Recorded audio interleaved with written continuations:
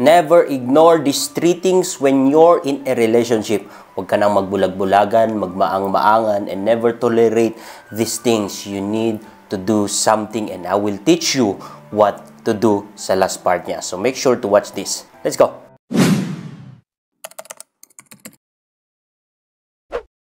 Number 1, abuse.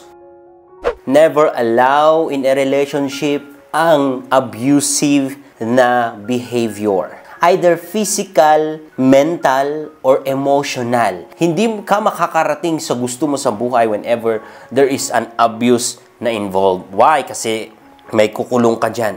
Mentally, and physically, and emotionally.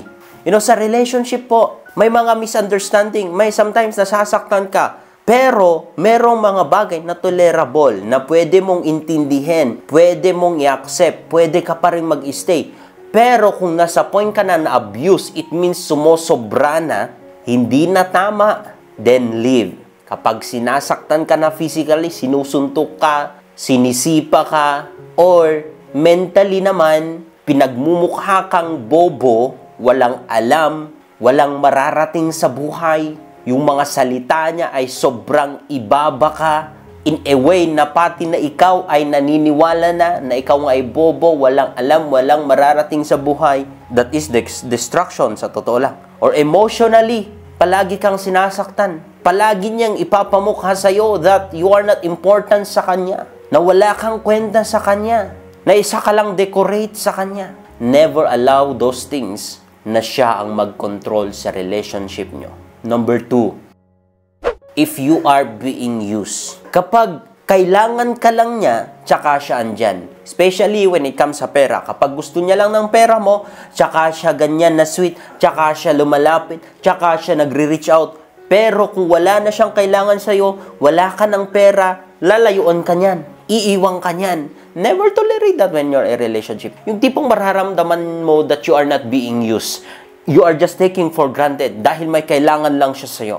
Hindi ka niya mamahalin, hindi siya mag-i-stay, hindi ka niya maintindihan kapag walang-wala ka na, kapag ikaw din ang may kailangan. Never ever tolerate that. Never ignore that when you're in a relationship. You need to do something. Okay, number 3. Cheating. Okay lang sana kung isang beses, dalawang beses. Pero kung paulit-ulit na lang, for me kahit isang beses pa lang. Because I know my value.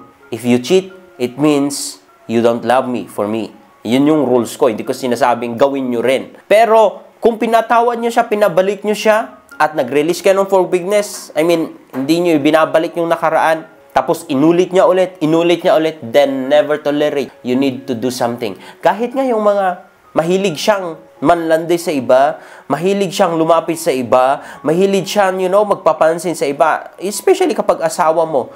Look, ang isang asawa dapat committed sa asawa. Kung kapag asawa ka na, close na sa iba. Of course, andun yung ma-appreciate mo dahil merong ang maganda, merong ang sexy. Pero hindi yung gagawa ka ng way para mapalapit ka sa tao yun, magpapansin ta tao yun. No. Never tolerate those things. Never tolerate. You need to do something. Okay, so ano pa ang dapat mong gawin? Because sabi ko kanina, never ignore it. You need to do something. Number 1, you need to pray for your husband. On new husbands, you need to pray for your wives. Or sa mga magjowa, you need to pray for your partners. Kasi minsan, yun yung kahinaan nila. Kasi the more ka na nag-stay sa relationship, the more mo na mas nalalaman ang kahinaan nila.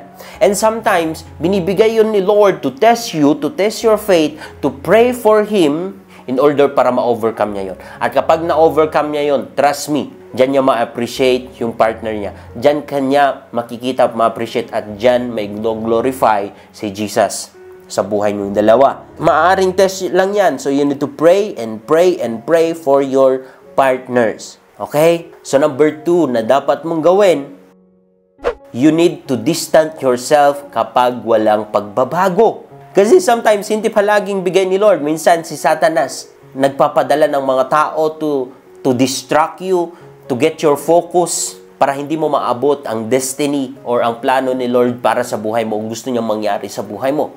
So, you need to distance yourself. Pray for Him, love Him, but in a distance. Don't allow yourself na ginagawa niya lang, na i-abuse ka, na mag-cheat siya, na ginagamit ka lang sa gusto niya. sa oras na gusto niya.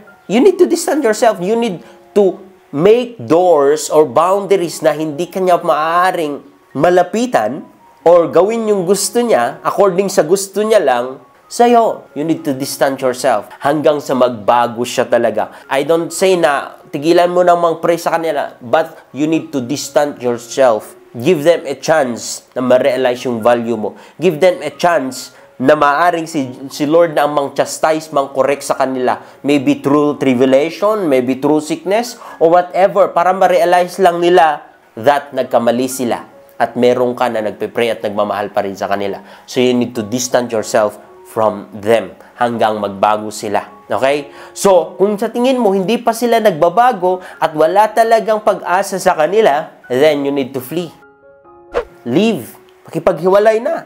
There's nothing wrong with that. Kasi sometimes, mayroong mga relasyon na hindi naman in-establish ni Lord. Pinasok mo lang yan kasi gusto ng laman mo. Because gusto ng sex, because may lust, because of the desire of this world, because of money. Kaya lang pinasok mo yan. Ngayon, nung nalaman mo na ganun pala ang ginagawa niya, ina-abuse ka niya physically, mentally, and emotionally, nag-cheat siya sa'yo, ginagamit ka lang, tapos pinag-pray mo, nilayo mo yung sarili mo, wala pa rin pagbabago, then it's time to leave. It's time to flee from Him. It's time to cut every relationship from Him. Yun ang dapat mong gawin. Mahirap ito, but this is the best option na dapat mong gawin. Anyway, I hope na nakatulong itong video na to. And may God give you strength and helps you in those specific situations. Shalom. Good day.